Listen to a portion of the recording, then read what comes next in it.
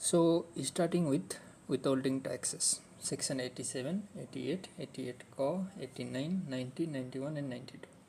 87 भनेको withholding on employment income, 88 भनेको withholding on different payments, 88 का भनेको withholding on windfall gain, 89 भनेको withholding tax on contract payments, 90 भनेको tax deemed to be withheld, withholding returns, 91 भनेको withholding certificate, 92 भनेको final withholding. Now section 87 withholding on employment income. यसमा चाहिँ दुईटा कन्डिसन, रेसिडेन्टले पे गरेको हुनु पर्यो र income should have source in Nepal. Withholding rate भनेको यसमा रेसिडेन्टको केसमा स्ल्याब रेट्स, नन रेसिडेन्टको केसमा 25%. Time of withholding cash basis यदि छ भने at the time of payment, accrual छ भने at the time of accounting. अब सेक्सन 88 मा डिफ्रेन्ट पेमेन्ट्सको जुन कुरा गरेर छ यसमा चाहिँ आरआरआर, सिआइआई, पिएस. ट्रिपल आरमा एउटा आर भनेको रेन्ट, अर्को आर भनेको रोयल्टी, अर्को आर भनेको रिटायरमेन्ट पेमेन्ट्स, सी भनेको कमिसन, आईबाट इन्ट्रेस्ट, अर्को आईबाट इन्भेस्टमेन्ट, पीबाट पेमेन्ट अफ नेचुरल रिसोर्सेस र एसबाट सर्भिस चार्ज. अब इन्ट्रेस्टबाट सुरु गर्दाखेरि चाहिँ normal rate of interest withholding ट्याक्सको 15% हो, तर यो 10% हुन्छ यदि loan is taken by domestic bank, resident bank from foreign bank in foreign currency for investment in sector specified by NRB. र 5% को यसमा दुईवटा केसेस छ. एउटा चाहिँ if interest is paid to individual for non business related on deposit, security, debentures, government bonds by resident bank and financial institution, cooperatives, institution issuing debentures or listed company. यही चाहिँ अहिले यो तल हामीले देखिरहेको छौँ, यही चाहिँ फाइनल विथहोल्डिङ पनि हो. र अर्को 5% भनेको चाहिँ यदि ब्याङ्क एन्ड फाइनेन्सियल इन्स्टिट्युसन्सले लाइफ इन्सुरेन्स कम्पनीलाई दिन्छ भने. कहिले कहिले चाहिँ विथहोल्डिङ लाग्दैन. नो विथहोल्डिङमा चाहिँ 5 कमन कन्डिसन्स फर 5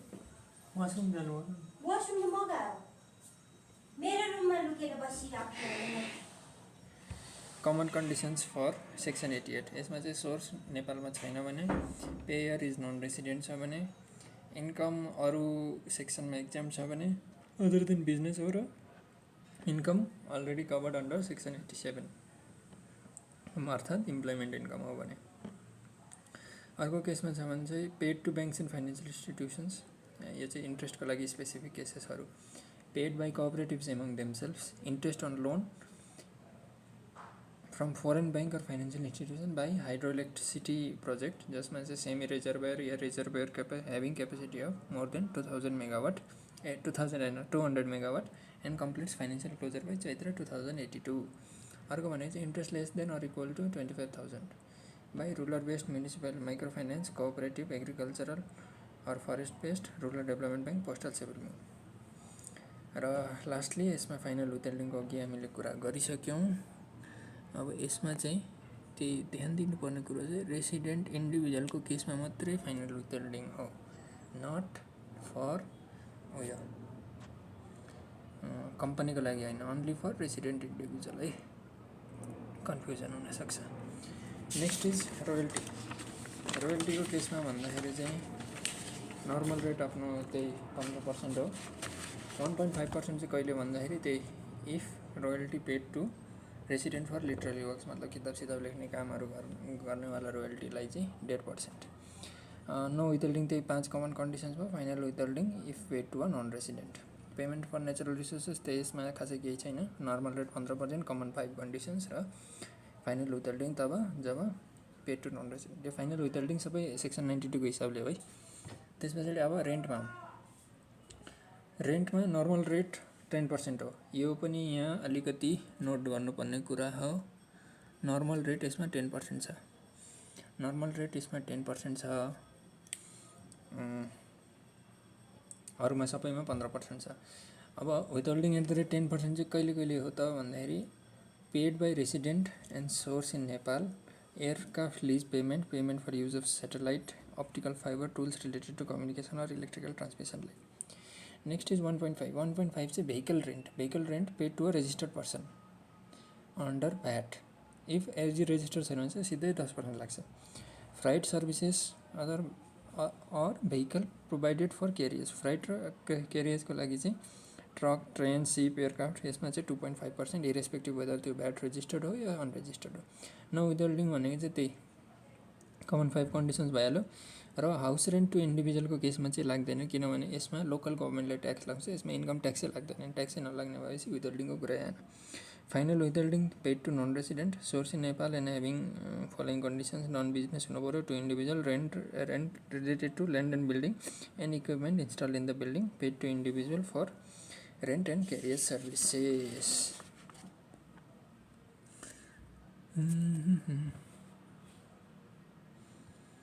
अब अगाडि बढ्दै जाँदाखेरि चाहिँ सर्भिस चार्जमा नर्मल रेट 15%। एगेन त्यो रेन्ट छोडेर सबैमा नर्मल रेट 15% छ।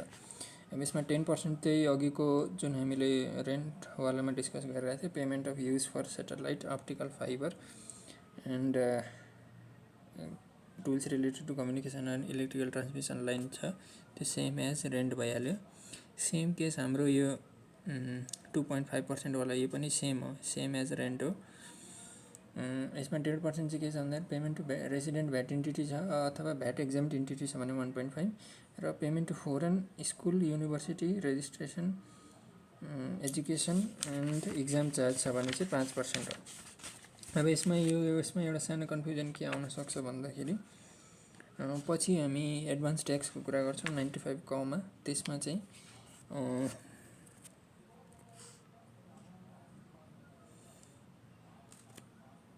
कस्तो छ भन्दाखेरि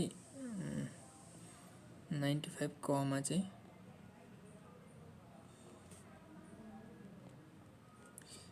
धेरै ठुलो लेखेले 95 कमा चाहिँ 15% लाग्छ क्या, तर त्यो 15% चाहिँ एक्सचेन्ज फेसिलिटीको लागि हो। 95 कमा यो जुन हामी अहिले विथहोल्डिङ ट्याक्सको कुरा गरिरहेको छ 5%मा, तर एज पर सेक्सन 88 चाहिँ यो 5% लाग्छ। र नो विथहोल्डिङको कुरा गर्ने हो भने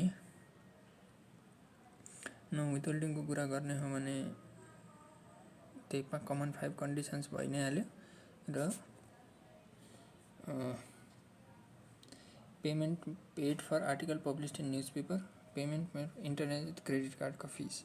र फाइनल विथहोल्डिङ चाहिँ कुन केसमा भन्दाखेरि नन रेसिडेन्टले vehicle rent carriers paid to individual for vehicle rent and carrier service, यो पनि एगेन कमन भयो, उसँग रेन्टवालासँग कमन भयो। Meeting fee less than 20,000, occasional teaching fee, question setting fee, answer evaluation / checking fee. ठिक छ, अब अगाडि बढौँ।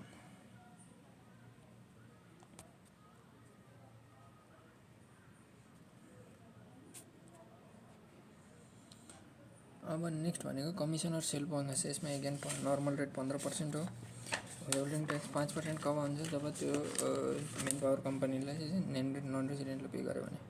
यसमा no withholding if it is payment for incentive to encourage digital payment. Final विथहोल्डिङमा पनि त्यो पेमेन्ट टु नन रेसिडेन्ट कमनै भयो। रिटायरमेन्ट पेमेन्ट्स नर्मल 15% हो, तर यसमा अघि एप्रुभड अनएप्रुभड फन्ड भयो भने 5%। एकुमुलेटेड टिल 18 चैत्र 2058, यो चाहिँ किनभने इन्कम ट्याक्स त्यो दिन आएको त्योभन्दा अगाडिको एक्जाम्ट हो। फाइनल विथहोल्डिङ त्यही अल रिटायरमेन्ट पेमेन्ट अप्रुभड होस् सबै उयो हो। Gain on interest on unapproved retirement fund, यो सबै फाइनल विथहोल्डिङ भयो। अब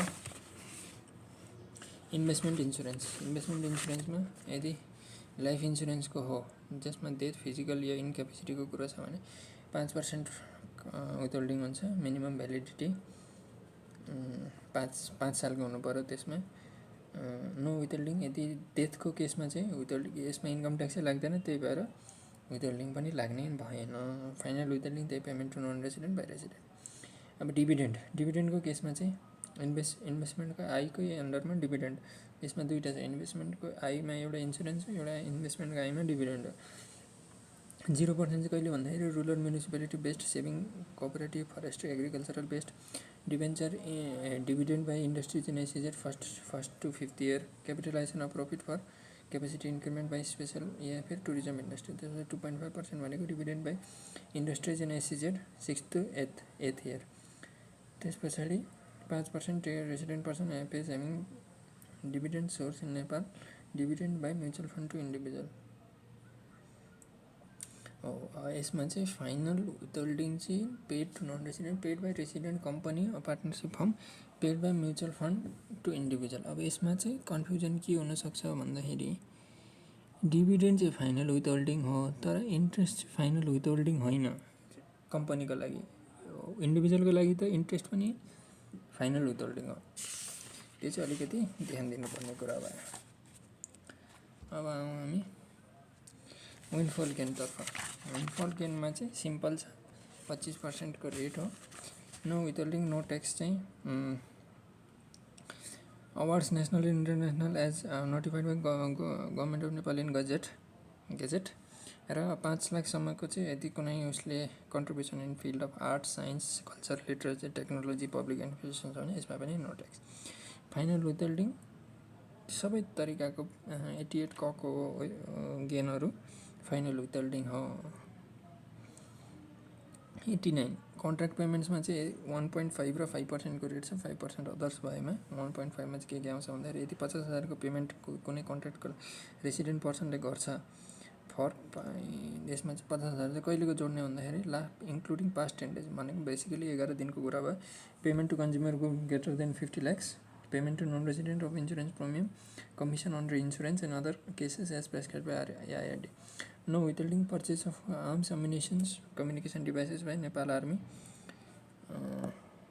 Nepal police, armed police force other than in connection rent of house and individual payment having tax consumption withhold already withhold under section 87, 88, 88 का final withholding paid to non resident.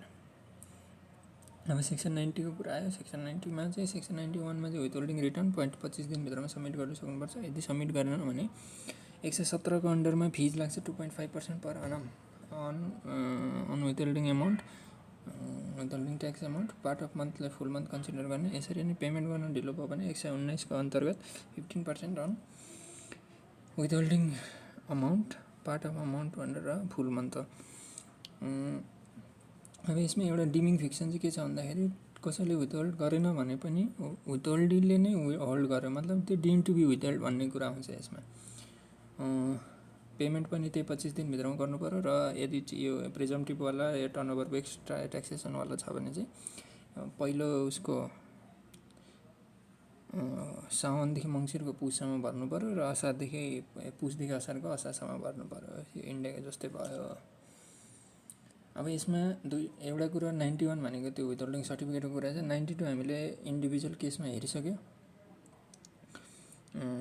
कि कुन कुन केसमा final विथहोल्डिङ हुन्छ। फाइनल विथहोल्डिङको अर्को के ट्रिटमेन्ट चाहिँ जान्नु पर्यो भन्दाखेरि फाइनल विथहोल्डिङ भएपछि त्यो ट्याक्सहरू चाहिँ त्यो इन्कम चाहिँ इन्कममै नजोड्ने र त्यसको क्रेडिट पाउँदैन। त्यो मतलब सक्यो, आयो कमायो सक्यो। अब विथहोल्डिङ सक्यो, यसको रिलेटेडै छ, त्यही भएर एडभान्स कलेक्सन अफ ट्याक्स पनि यो सँगसँगै सकिहाल्यो। अब एडभान्स कलेक्सन अफ ट्याक्स भने चाहिँ 95 को अन्डरमा छ। LLIFESC लाइफ एससी भन्ने छ। अब एस भनेको सेक्युरिटिज, सी भनेको कमोडिटिज भइहाल्यो। ल्यान्ड एन्ड बिल्डिङ छ, त्यस पछाडि आइबाट इम्पोर्ट, फरेन करेन्सी र एक्सचेन्ज छ। अब कमोडिटिजमा सिम्पली 10% हो। कसले काट्ने भन्दाखेरि by the entity operating the platform. सेक्युरिटिजमा चाहिँ लिस्टेड र अनलिस्टेड हुनसक्छ। लिस्टेड छ भने यसमा 3टा केस हुन्छ, रेसिडेन्ट नेचुरल पर्सनलाई हो कि रेसिडेन्ट इन्टिटी हो कि नन रेसिडेन्ट हो। रेसिडेन्ट नेचुरल पर्सन छ भने यदि 365 दिनभन्दा ज्यादा छ भने 5%, कम छ भने 7.5%, रेसिडेन्ट इन्टिटी छ भने 10%, नन रेसिडेन्ट छ भने 25%। त्यो चाहिँ कमन भयो। अनलिस्टेडमा पनि त्यही हो, नन रेसिडेन्टको लागि 25% हो। रेसिडेन्ट नेचुरल पर्सनलाई चाहिँ 10%, रेसिडेन्ट इन्टिटीलाई 15%। कसले काट्ने भन्दाखेरि बाई इन्टिटिज, बाई इन्टिटी जसको चाहिँ सेक्युरिटी ट्रेड भइरहेछ। लिस्टेडको केस नेप्सेले काट्ने हो। यसमा एउटा नोट चाहिँ के ध्यान दिनु पर्यो भन्दाखेरि no advance tax is to be collected from entities dealing exclusively in securities. अब ल्यान्ड एन्ड बिल्डिङको केसमा चाहिँ या त त्यो NBCA हो या त NBCA होइन। NBCA हो भने एडभान्स ट्याक्स लाग्दैन। NBCA होइन भने चाहिँ 2टा केस हुनसक्छ, नेचुरल पर्सनको कि अदर्सको। नेचुरल पर्सन हो भने 10 सालभन्दा ज्यादा छ भने यसमा पनि नो ट्याक्स। 1 सालदेखि 5 साल छ भने 7.5% अन गेनमा है। 5 देखि 10 साल छ भने चाहिँ 5% अन गेन र त्योभन्दा कम छ भने 7.5। अदर्सको केसमा चाहिँ 1.5 अन डिस्पोजल भ्यालु है। डिस्पोजल भ्यालु यो यता 7.5% चाहिँ गेनमा हो र 5% चाहिँ गेनमा हो। अरूमा चाहिँ अदर्सको केसमा चाहिँ 1.5% नन डिस्पोजल भ्यालु हो। अब यसमा चाहिँ कसले काट्ने भन्दाखेरि ल्यान्ड रेभिन्यू अफिसर मालपोत कार्यालय काट्ने at the time of registration of deed. अब आइएफई इम्पोर्ट फरेन करेन्सी र एक्सचेन्ज। इम्पोर्टको केसमा चाहिँ importer at the time of import on customs valuation import of goods for business purpose. अब यसमा चाहिँ अलिकति चेन्ज छ। चेन्ज के छ भन्दाखेरि यसमा रेट 5% छैन। अब यसमा रेट 5% छैन। यसमा रेट अब 10% र 1.5%। यसमा 1.5%, 1.5% भ्याटेबल, 10% नन भ्याटेबल। यसमा 1.5% भ्याटेबल, 2.5 नन भ्याटेबल। यसमा मिट पनि एड हुन्छ। यसमा चाहिँ एग फरेन करेन्सी 1%, एक्सचेन्जको केसमा 15% थियो। अघि हामीले payment of school university registration income 5% under section 88। Advance tax ration 25 days, 1.5% per annum per delay. Payment त्यही 15% एन्गेज हो। Part of month is full month.